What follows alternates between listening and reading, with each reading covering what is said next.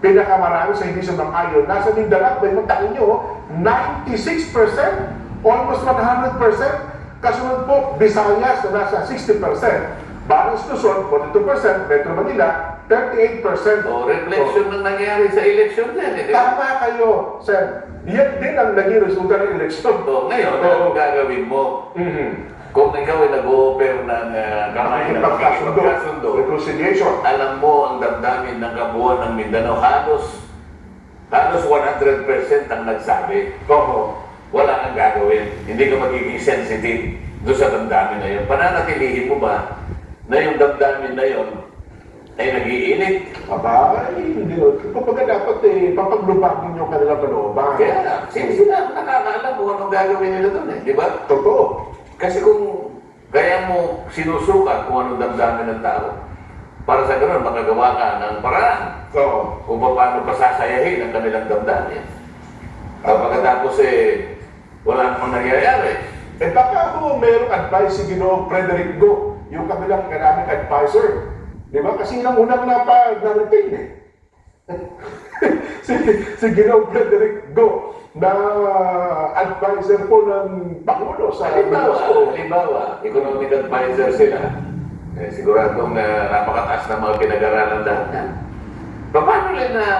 Paano nila panganapiranan na napakaraming ayuda ang ibinibigay sa tao bago mag-eleksyon? Oo. Na yun namang ayuda ay hindi naman paraan at hindi naman sagot para maiangat mo ang buhay ng bawat isang Pilipino. Mukhang galing Pagsasayang lang hindi naman sustainable. Oo. Pero economic manager sila.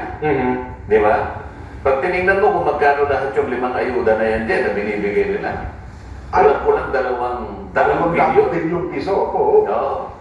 Ang tanong ko dyan, kasi kung ako magtatanong sa kanila, sino-sino nabigyan ninyo?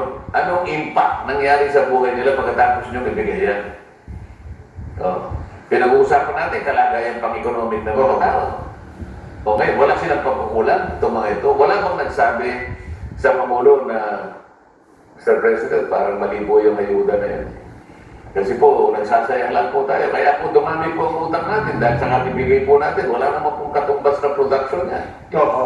Di ba? Kaya po, tingnan po ninyo yung growth natin, consumption driven lang. Pagkabigay po ng mga ayuda na yan, Wala. pupunta po sila sa supermarket. Oo. Wala na po yun Pero wala pong katumbas na production. Dahil